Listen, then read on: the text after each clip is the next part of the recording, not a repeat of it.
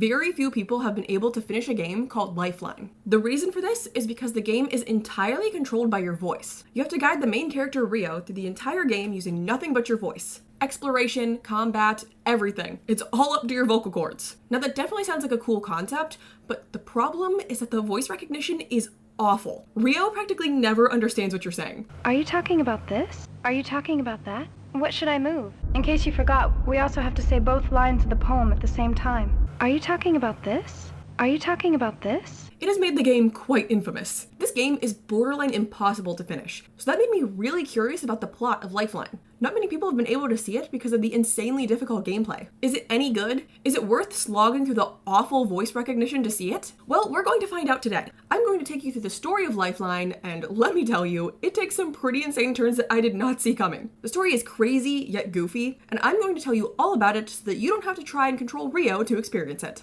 But first, the disclaimer. Please do not take this video as a serious review. In these videos, I focus more on the story rather than the gameplay, as that is what is most interesting to me. So if you're looking for someone to go really in depth on the gameplay and things like that, this is not the video for you. Also, please do not take this video as me hating on this game. I genuinely enjoy all of the games that I talk about, even if I'm poking fun at them. We're just here to have some fun. And just as a side note, I'm a little bit sick, so if my voice sounds off, I apologize. I'm trying my best. Okay, disclaimer over. Let's experience the story that so many people haven't been able to see. The game begins on Christmas Eve of 2029 on the Japan Space Line's Space Station Hotel. 2029 is not that far away. I have a feeling that we probably won't have extravagant space hotels by then. I think a lot of these games that had futuristic aspects to them really needed to have them take place way farther in the future than they all do. Anyway, our protagonist is an unnamed male that we never see. He's attending the hotel's grand opening with his girlfriend Naomi. Suddenly, during the opening party, strange monsters appear and start attacking the guests. Our main character loses consciousness and wakes up all by himself. He's locked inside the hotel's main control room.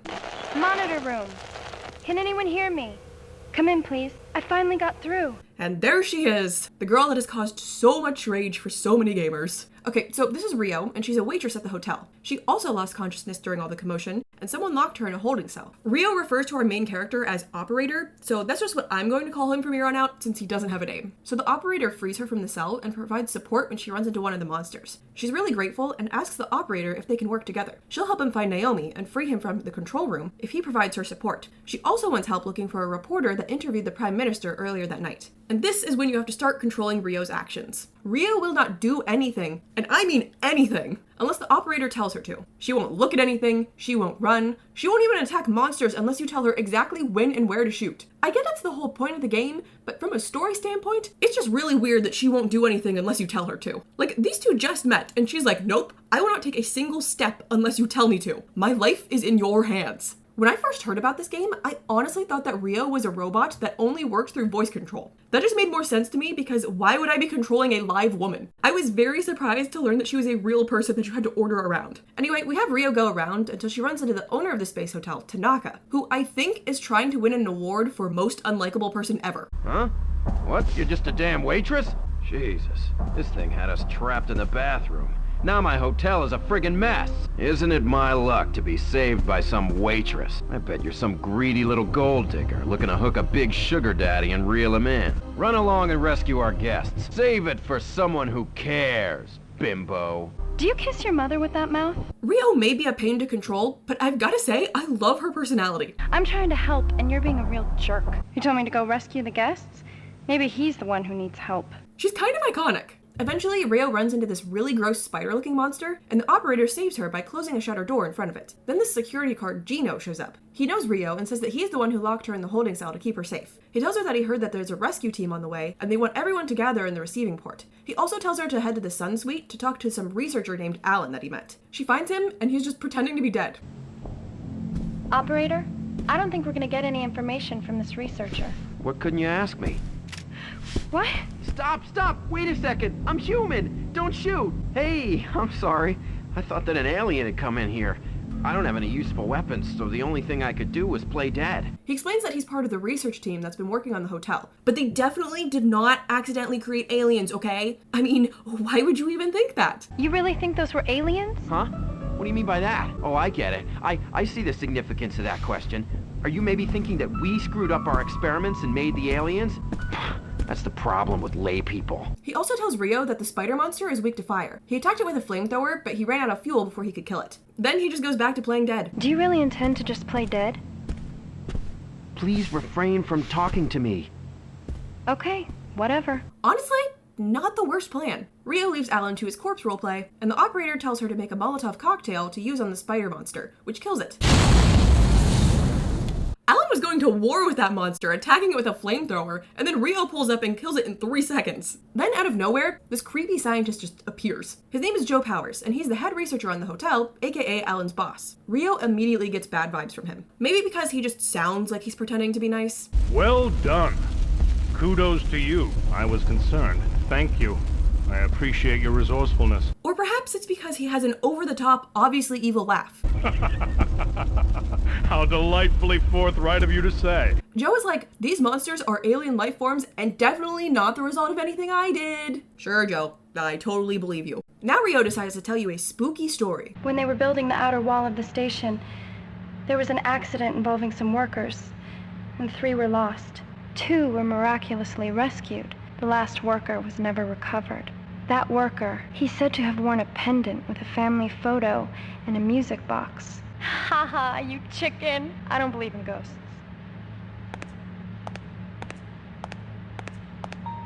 What?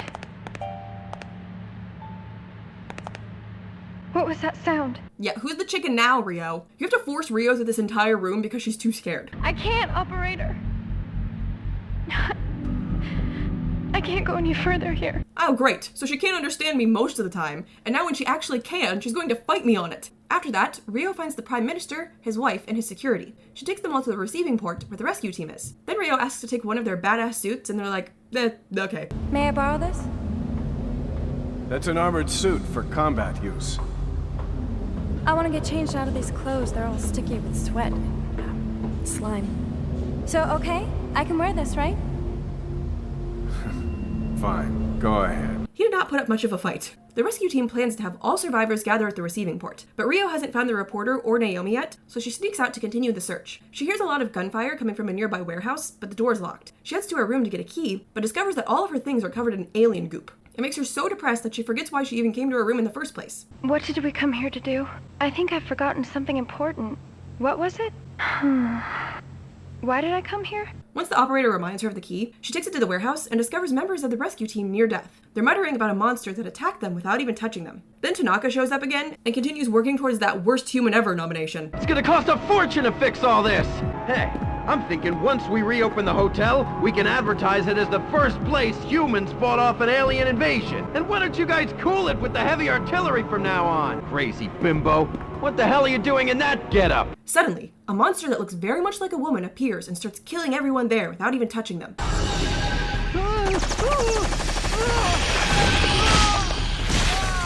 When I first saw this monster, my immediate thought was that it's Naomi. Rio and the operator's relationship is a little too flirty. Thank you.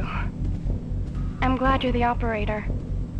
We make a pretty nice team. But I'm still counting on you. So I was like, oh my god, they turned Naomi into an alien so that Rio and the operator can be together. Anyway, Rio runs away and escapes the monster. She finally finds the reporter she's been looking for, but she's dead. However, she does have a copy of one of her news reports on the hotel, and Rio shows it to the operator. In the background, there's a strange stone on display. She says that she became a waitress at the hotel because she's after that stone. Rio acts like she's going to explain what the stone is, but then she immediately backs out and is like, no, you wouldn't believe me. I'm stuck on a space hotel that's being attacked by aliens. Try me. Now Rio has to take a very long elevator ride, and she has a heart-to-heart with the operator during it. It's better for people to be with someone rather than being alone. When we get back to Earth, maybe I'll get you to introduce me to someone. Well, then again, what about you?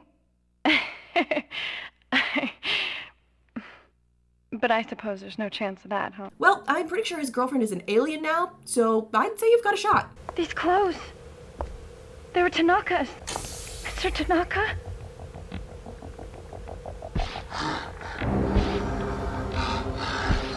An alien! I can't be. I warned him. Oh no, I'm devastated. Rio finds this video that literally says, we've created our own philosopher's stone, except instead of healing people, it turns them into monsters. Are you familiar with the philosopher's stone?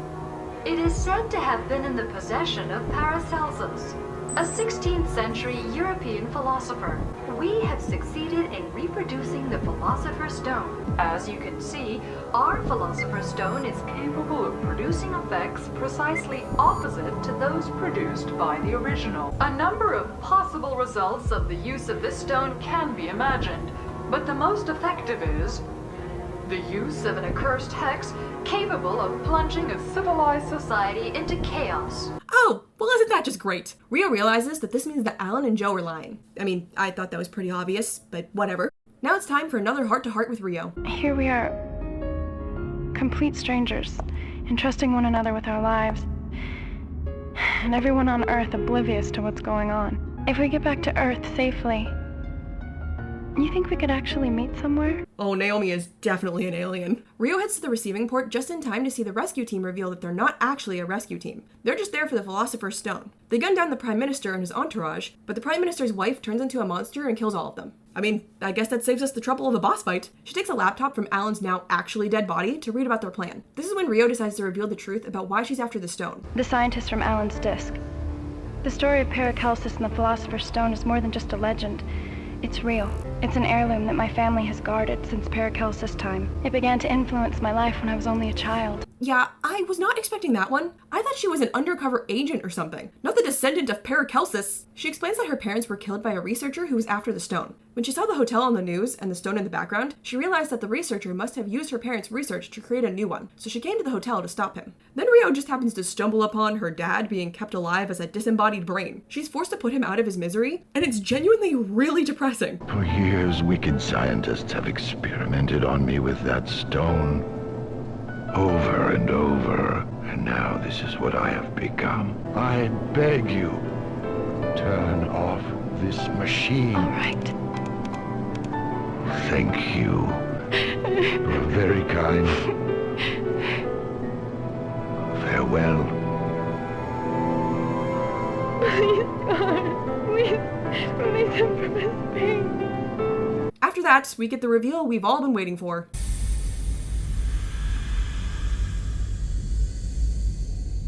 It was you. Your voice. I'm glad you were safe. Naomi! You finally found me. I feel so drained. Exhausted. Please, Naomi! Don't go!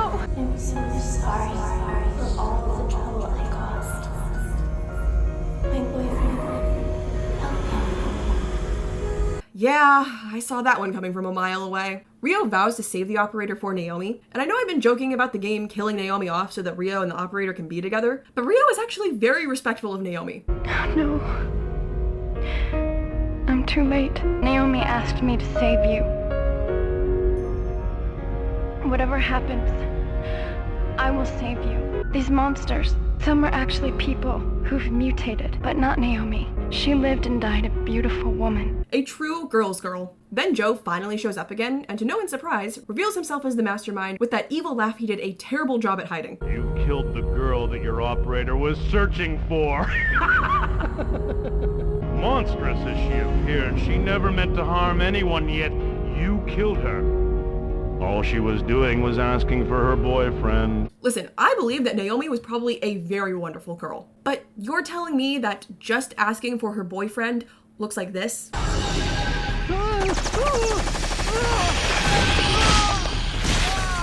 He's been your operator, correct? He's been poisoned by the toxin from a mutated caterpillar. He'll surely die. I'm the one who locked him in the monitor room. Okay, but why? Well, it's too late to save him. Of course, being on this station, it won't make a difference. Will you stop laughing? Oh my god. Joe reveals that he's the researcher who killed Rio's parents, and then he shoots her.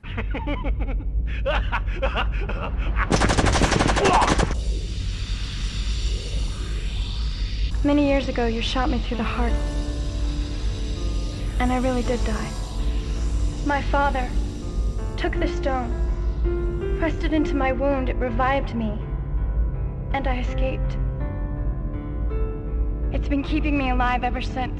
This game is really not what I expected it to be. Joe absorbs all the stones he's created and is really creepy while doing it. Bitch, you're dead! Gonna crush the life out of you! Not getting away! Not getting away with this! Whoa! He turns into a monster, but Rio kills him by aiming the flames of some escape pods at him. I feel like Joe could have just left the room to avoid that, but okay. Rio makes it to the control room and finally meets the operator. She cures him with the philosopher's stone, self-destructs the hotel, and the two escape together. Listen, operator. Can I say one last thing? Thank you.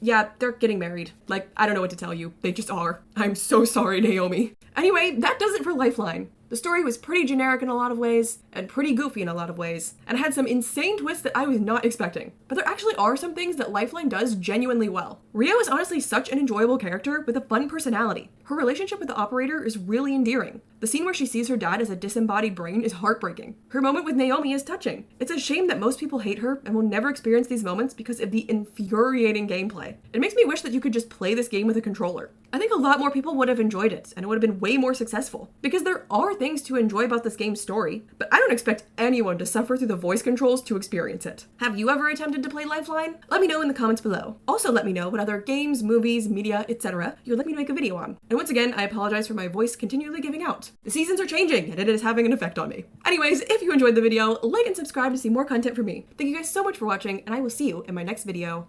Bye! Are you talking about this? Are you talking about that? What should I move? In case you forgot, we also have to say both lines of the poem at the same time. Are you talking about this?